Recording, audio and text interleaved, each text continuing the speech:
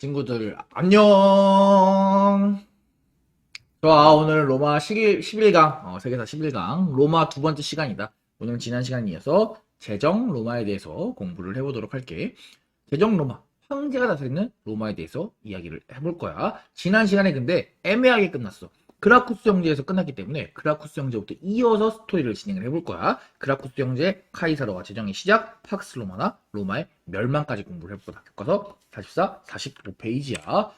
로마 공부하고 있지. 당연히 복습을 해봐야겠지. 로마라고 하는 나라는 처음에 이렇게 크지 못했어. 처음에는 조그만 도시 국가에서 시작했던 거 여러분들이 기억을 하고 있을 거야. 다음 시간에 로마의 발달된 문화에 대해서도 알아볼 예정이다. 로마가 이렇게 그래프가 있다고 했을 때 올라가고 올라가고 하는 거였는데 이 두 개가 있었지. 그중에 우리는 어제 앞부분을 공부를 했었어. 그중에 포에니 전쟁 있었지. 여기서 쭉 내려오다가 딱 여기 그라구스 형제까지 공부를 했었던 거야. 내용을 자세하게 살펴볼게. 로마 왕정, 제정 사이에 무슨 정? 공화정 있었던 거 여러분들 기억을 하고 있을 겁니다. 복습이니까 빠르게 넘어가도록 할게. 자, 공화정 체제, 두 명의 집정관이 있었고 집정관을 보좌하기 위한 귀족들의 조언기구, 원로원들이 있었다. 이 원로원 이외에 평민들도 정치에 참여할 수 있게 평민을 위한 회의였던 평민회가 있었고 이 평민들을 보호하기 위한 관리, 로마의 독특한 관리였던 호민관까지 여러분들이 확인을 했을 거야. 자, 이러한 정치체제를 바탕으로 작았던 로마는 이렇게 커져가지고 이탈리아 반도를 통일하고 이탈리아 반도를 통일한 이후에는 드디어 지중해의 라이벌 국가였던 카르타고랑 한판 붙게 되니 우리는 그 전쟁을 뭐라고 부른다? 포에니 전쟁. 이렇게 여러분들이 체크를 해주면 좋을 거야. 하지만 포에니 전쟁이 끝난 이후에 로마는 더 위로 올라가지 못하고 오히려 아래로 내려오게 되니 그 이유, 그 그래프가 이렇게 돼 있고 지중해를 로마의 호수로 만들어버렸음에도 불구하고 로마는 세 가지 이유로 공화정이 몰락의 길을 걷기 시작한다. 첫째, 오랜 전쟁으로 토지가 황폐화되었고 두 번째, 정복지에서 값싼 농작물들이 들어왔고 세 번째, 귀족들이 대농장을 만들었는데 이 대농장을 로마 말로 라티푼디움이다 이렇게 불렀던 거 여러분들 기억하고 있을 겁니다. 그 결과 로마의 평민들이 몰락하고 평민들이 몰락하니까 공화정 역시 흔들리기 시작했다. 이렇게 여러분들이 체크해주면 되겠습니다. 이것을 막기 위해 등장했던 인물이 바로 호민관이었던 그라쿠스 형제.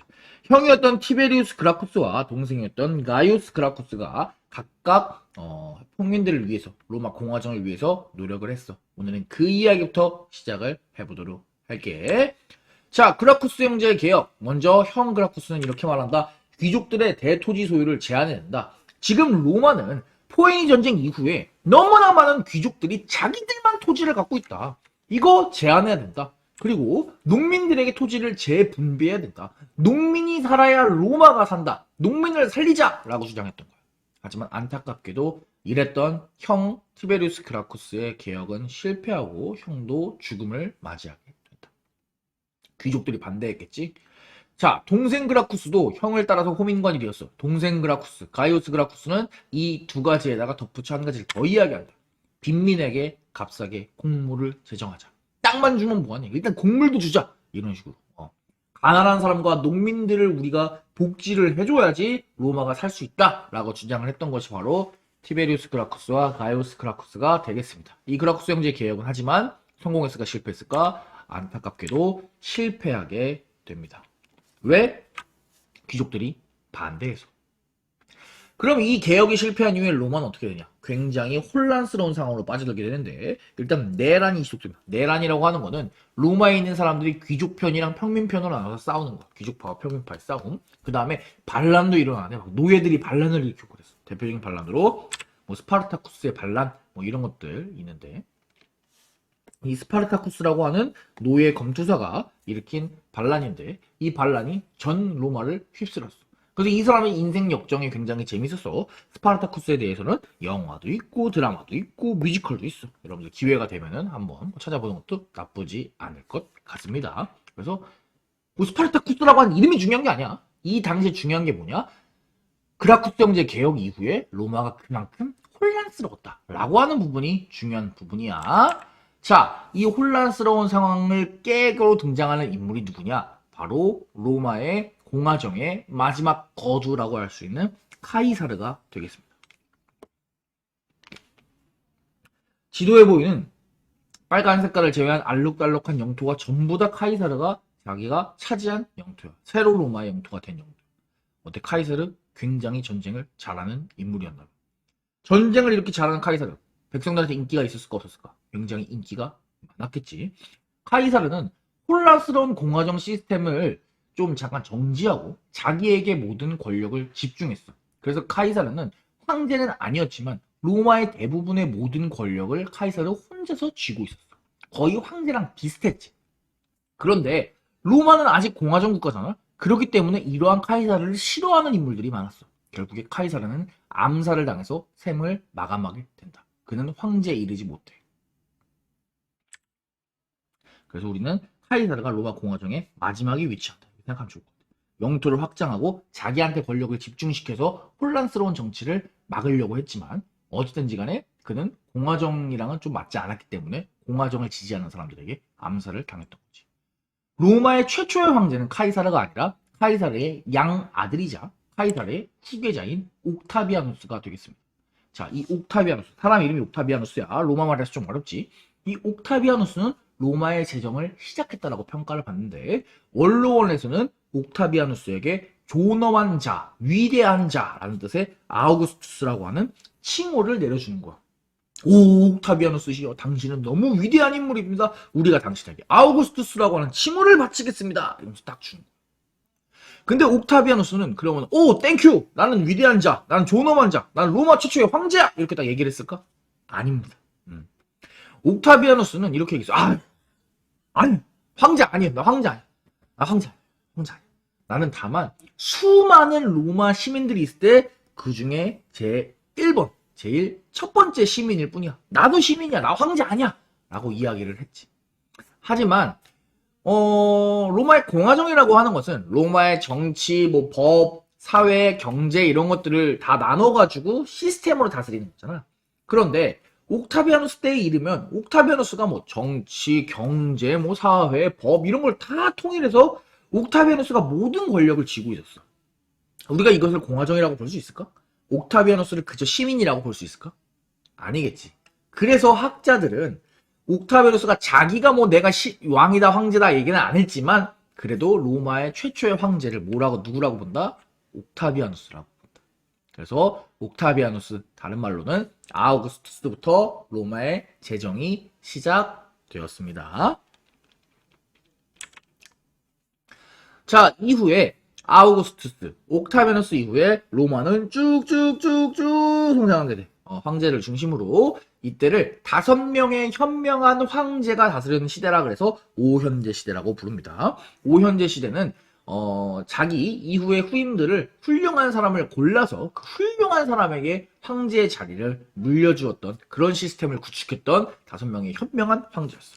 이 5명의 현명한 황제 시대를 겪으면서 로마는 전에 없었던 엄청난 전성기를 부과하게 되니 그 전성기 때 영토가 이렇게 넓었던 거야. 정말 여러분이 알고 있는 유럽 세계의 그냥 대부분을 로마가 차지했지. 로마 전에도 로마 후에도 유럽을 이렇게 통일했던 국가는 존재하지 않는다. 최전성기 로마 제국. 우리는 이 시기를 로마가 주도한 세계의 평화라고 불러서 팍스 로마나라고 표현을 하기도 해. 한국말로는 로마의 평화, 로마 말로는 팍스 로마나. 이렇게 생각하면 좋을 것 같습니다. 하지만 선생님이 얘기했지. 역사에는 오르막길이 있으면 또다시 내리막길도 있다는 사실.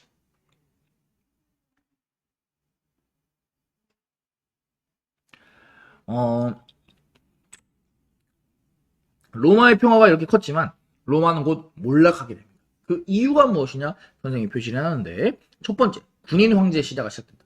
정치적으로 불안정해. 군인 황제 시대가 시작돼. 무슨 말인 거 아니? 군인들이 서로 자기가 황제를 하겠다, 얘를 황제로 밀겠다 하면서 막 죽이고 황제를 안 치고 뺏고 막 난리가 나는 거야. 49년 동안 총 18명의 황제가 있었다 얘들아. 계산해보면 1인당 3년도 황제를 못한 건데 여러분들이 생각해봐. 학교에 왔는데 담임 선생님이 3일마다 바뀌어. 얼마나 정신없긴, 얼마나 혼란스럽긴. 첫 번째, 정치적인 불안정, 군인 황제 시대. 두 번째 이유, 내부의 문제, 농업이 쇠퇴하기 시작한다 얘들아. 농업은 노예가 있어야 돼. 로마의 농업은 노예가 있어야 돼. 그런데 노예는 정복 전쟁을 해야지 얻을 수 있어. 근데 이제 로마는 이미 땅이 너무 넓어 쳐들어갈 데가 없어. 그럼 정복 전쟁이 없지. 정복 전쟁이 없으면 노예도 없지. 노예도 없으면 농업이 쇠퇴하게 되는 거지. 두 번째 이유, 농업의 쇠퇴. 자, 세 번째. 이민족들이 쳐들어온다. 누가? 게르만족과 사사랑족 페르시아라고 하는 이민족들이 쳐들어와. 참고로 여기 나오는 사사랑족 페르시아는 알렉산드로스가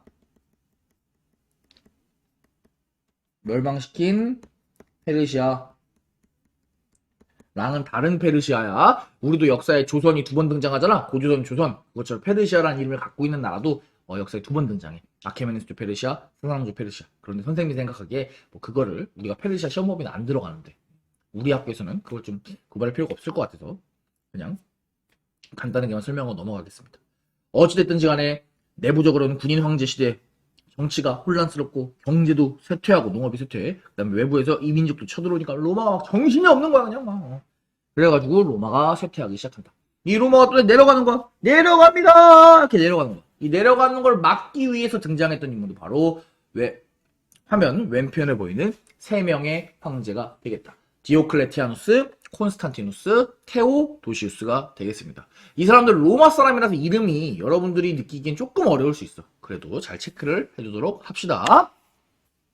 디오클레티아누스는 먼저 첫 번째 전제 정치, 황제의 권력을 강화했어. 황제의 권력을 강화해서 혼란스러운 로마를 좀 바로잡아 보려고 했어. 그리고 로마가 땅이 넓으니까 다스리기가 어려워. 야, 이거 나라를 4개로 쪼개자. 1개, 2개, 3개, 4개 이렇게 쪼갠 거야. 그래서 다스려보자 이렇게 했던 거야. 그런데 결과적으로는 그러한 개혁들이 유지가 되지 못하면서 썩 로마의 재정을 다시 위로 올리는 데는 실패했던 것 같아. 그래서 이제 디오클레티아누스 다음에 등장할 인물이 누구냐? 바로 콘스탄티누스 대제가 되겠습니다. 이 콘스탄티누스는 크게 두 가지 일을 하는데 첫 번째 무엇을 하냐? 콘스탄티노폴리스로 수도를 옮깁니다. 왜 우리가 한국사를 공부하다 보면은 백제의 성왕도 웅진에서 사비를 천도하잖아. 그 이유가 뭐야? 무언가 잘해보려고, 나라를 발전시켜보려고, 다시 부흥해보려고 하는 거잖아. 콘스탄티누스도 마찬가지였던 것 같아. 로마에서 이미 수도가 1000년 정도 있었잖아. 이 로마에서 벗어나서 우리는 새로운 도시 콘스탄티노폴리스로 이사를 가서 여기서 한번 로마를 다시 한번 제대로 키워보겠다 라고 생각했던 게 콘스탄티누스가 되겠다. 콘스탄티노폴리스로 천도를 했던 거. 지금의 이스탄불이야. 지금 터키의 수도 터키 수도 앙카라지. 터키의 대도시 이스탄불. 이 이스탄불이 콘스탄티노폴리스. 여기로 천도. 잘 기억해 두도록 합시다. 자, 두 번째. 콘스탄티누스는 크리스트교를 공인한다. 원래 로마에서는 예수와 하느님을 믿는 크리스트교가 금지가 되어 있었는데 이 크리스트교를 콘스탄티누스가 공인해줬다. 공인이라고 하면 공식적으로 인정해줬다. 공식적으로 믿어도 됩니다. 라고 허가를 해준 걸 의미한다. 자, 이 두 가지 콘스탄티누스 잘 기억해주기 바랍니다. 자, 그런데 콘스탄티누스의 이런 노력에도 불구하고 로마가 다시 잘 되진 않았나 봐. 엄청나게 위대한 황제도 그 대세를 바꿀 순 없었던 것 같아. 결국에 테오도시우스 황제가 죽을 때쯤에 로마는 동로마와 서로마로 갈리게 된다. 그 중에 우리가 흔히 알고 있는 유럽이라고 하는 부분은 서로마, 서유럽에 해당되는 거고 이쪽 동쪽은 동로마가 되겠다. 이 동로마는 서로마 제국이 멸망하고 나서도 한 1000년 정도가 더 유지가 돼. 나중에 이거는 비잔티움 제국이라고 해서 따로 배울 거고 우리가 오늘 얘기할 건 이 서로마. 서로마 제국은 안타깝게도 아까 이야기했던 게르만족이 계속해서 쳐들어오면서 서기 476년에 완전히 멸망하게 된다. 이로써 우리는 유럽에서 로마 제국이 멸망했고 유럽의 고대는 끝이 나고 여러 개의 나라가 동시에 등장하는 유럽의 중세시대로 넘어간다. 이렇게 이야기를 하고는 합니다. 어찌되었든 옥타비아누스가 시작한 로마의 지정이 팍스 로마나로 정점을 찍었다가 쭈쭈쭈쭉 내려와서 결국에 476년에 멸망했다는 거 여러분들이 체크해주면 되겠습니다. 오늘 배운 내용 정리해볼게. 굉장히 많네. 그라쿠스 형제는 개혁을 했어. 농지개혁하고 빈민을 보호하려고 했다. 하지만 실패했고 공화정이 혼란스러운 상황에 등장했던 인물이 바로 카이사르였지. 하지만 이 사람은 황제는 아니었어. 황제가 되기 직전에 암살당했지. 등장하는 인물은 옥타비아누스야 카이사르의 후계자이자 양아들. 이 사람은 아우구스투스의 칭호를 받게 되고 실질적으로 제정을 시작했지. 로마 최초의 황제가 누구다? 옥타비아누스야. 옥타비아누스 이후에 로마는 쭉쭉쭉쭉 성장해가지고 로마의 평화 뭐라고 부른다? 팍스 로마나를 이룩하게 된다. 하지만 역사에는 오르막이 있으면 내리막이 있는 법이야. 끝까지 올라갈 줄 알았지만 여기서부터 꼬꾸라져가지고 내려오기 시작하니 그 이유가 세 가지였어. 정치적으로는 군인 황제, 경제적으로는 논거미 쇠퇴, 그 다음 외부적으로는 이민족들이 침입해서 로마가 쇠퇴하기 시작한다. 이 쇠퇴하는 로마를 막으려고 노력했던 황제들이 바로 디오클레티아누스와 콘스탄티누스가 되겠다. 디오클레티아누스 같은 경우에는 뭐 제국을 4개로 쪼개고 황제의 권력을 강화했었지. 콘스탄티누스가 더 중요한데 콘스탄티누스 별표 쳐줬습니다. 콘스탄티누스는 두 가지 일을 했어. 첫 번째, 수도를 로마에서 콘스탄티노폴리스 동쪽으로 이동했고, 두 번째, 그동안 금지되어 있었던 기독교, 즉 크리스트교를 공인 오케이 해준 거야. 이러한 중국 노력이 있었지. 하지만 결국에 로마가 다시 부활하는 일은 없었고 서기 476년에 게르만족의 침입으로 로마는 멸망하게 됩니다. 자, 여기까지가 굉장히 길었던 로마의 흐름들을 우리가 정리를 한 거고, 그래서 이렇게 공화정, 제정 공부를 했지. 다음 시간에 이제 로마의 문화에 대해서 공부를 하는 걸로 로마 3차 지속을 마치려고 해. 그래서 오늘까지 공화정, 제정, 로마 2시간 동안 공부하느라 정말 수고 많았습니다. 자, 그럼 다음 시간에 만나요. 안녕!